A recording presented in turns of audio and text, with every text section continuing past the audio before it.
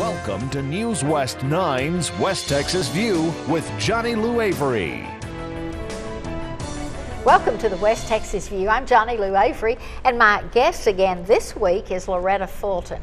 You met Loretta last week because she was talking about tips and tricks of the trade for aspiring writers, particularly for anyone who was interested in newspaper work or freelance writing or publishing a book.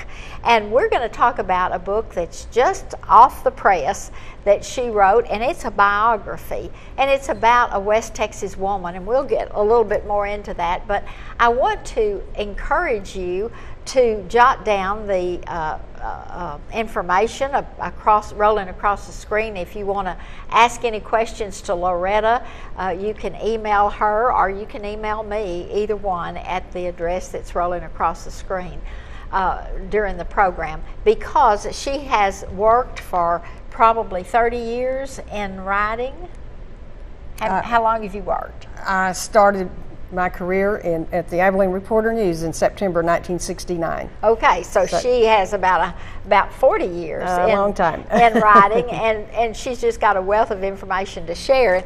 And Loretta, before we talked about our book, we ended last week by just talking about the tricks of the trade and advice to aspiring writers, whether they wanted to write things for themselves or whether they wanted to actually earn money to doing that.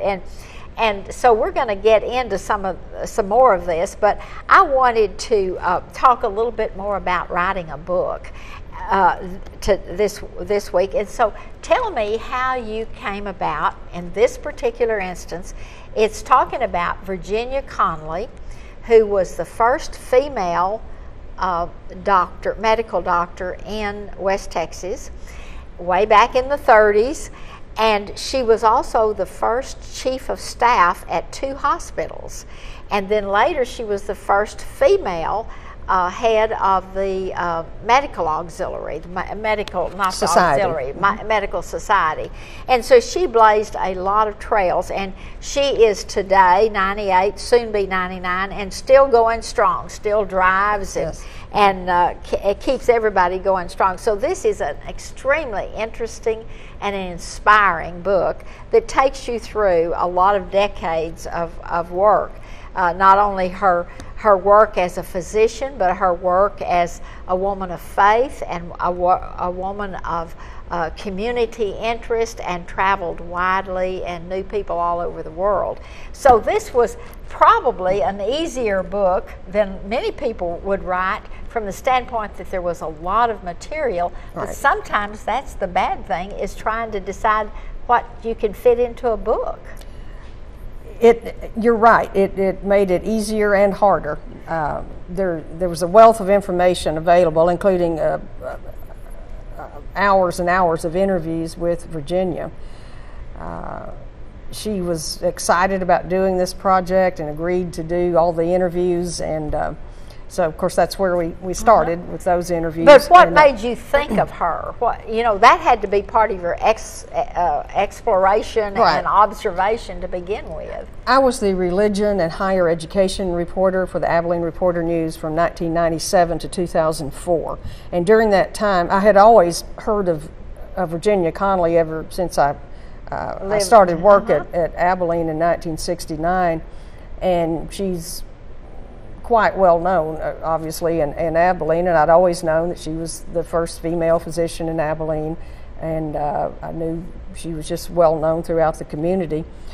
But during those years that I was the religion and higher education reporter, I got to know her better. She's an active member of First Baptist Church in Abilene.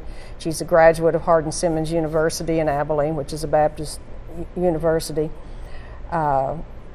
She read my stories, and she was always very complimentary. Yeah, and kind she about was writing kind notes. of write notes or call me to tell me that she liked what I wrote.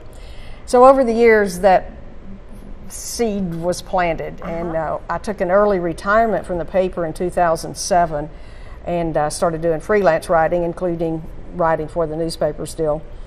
But it was then that that thought just kept coming back to me, that Virginia Conley is such a significant piece of history in Abilene, as well as on other fronts, a larger area as well, that I thought her history, her story needs to be preserved. I know that I can do this, and I want to do it, and so I said, I'm going to do it if she says yes. You know, that brings up a point that every one of us in our family has interesting people, and we have scoundrels, and both of them would make good stories. Right. And so we need to take that on as a responsibility to write those stories so that they don't disappear from our heritage.